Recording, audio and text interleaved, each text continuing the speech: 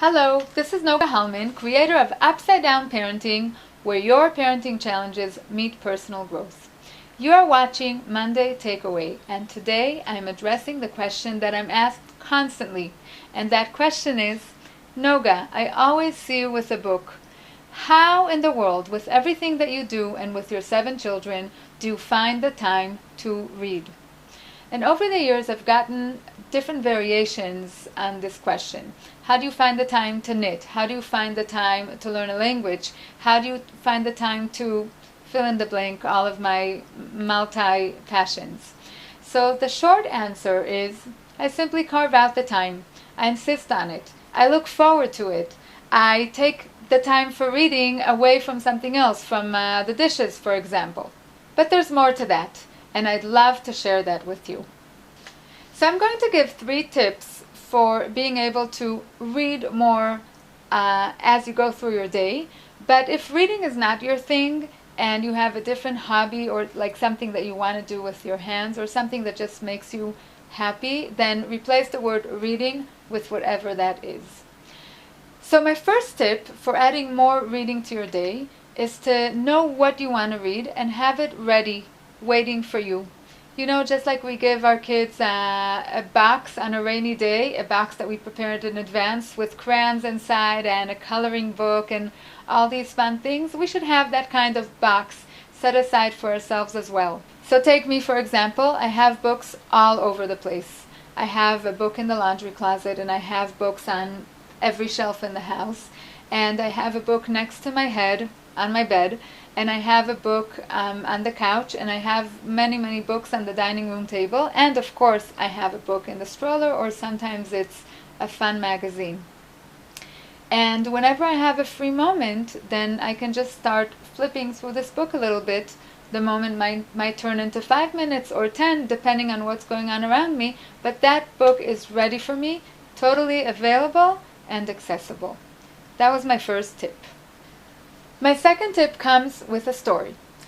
It's a story that happened many years ago with a young guy who just lost his job and was about to lose the roof over his head. He called his friends and brainstormed with them. What can I do to save myself in this situation, he asked them. They had a good idea. They said, turn to your family and ask for help. He said, well, actually, there is an uncle that told me already a while back that if I ever have financial problems, I should write him a letter and he will send me the money right away. So the friend said, well, no.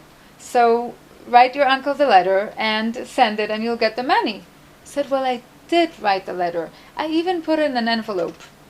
Okay, so what's the problem? Well, he says, I don't have money for a stamp. The absurdity of this story is also the absurdity of what we do sometimes as mothers. We have the envelope, that's the beautiful home that we built for our children, with the 3 meals and all the clothes that they need and every physical need that they ask for. And then there's the letter. The letter is the content that we put into our children's lives. We do fun activities with them, we have conversations with them, we tell them stories, we have fun with them. But sometimes we don't have the energy to deliver all that with a smile. And that stamp that will give you the energy, is the activity that you do only with yourself and for your well-being. Sometimes it looks like a luxury, but that's actually your sign. If this activity seems like a luxury to you, that might just be the stamp that you need to put on that envelope in order for everything else in the house to function in a beautiful and harmonious way. So what's your stamp? If it's a book, like it is for me most of the time, or anything else, make sure to include it in your to-do list, just like an office includes coffee breaks in the daily schedule. Tip number 3 is related to tip number 2. Make sure not to wait until the day with the kids is over in order to do one of those things that you consider the stamp on the envelope. In my case, at the end of the day, I turn into a pumpkin. Now I invite you to put the stamp on your envelope. Go to the comment section below and tell me, What is your guiltiest pleasure? Complete the sentence. My guiltiest pleasure is, and when I need a pick-me-up, I prefer to. What book title, hobby, or activity or social activity are you going to pick up this week? What's the thing that only thinking about it already makes you smile? And what's the one little thing that you need to do today or tomorrow in order to actually make it happen this week? If you were inspired and empowered by this video, make sure to sign up on UpsideDownParenting.com so that you don't miss out on any of our future videos and tips on personal growth through your parenting challenges.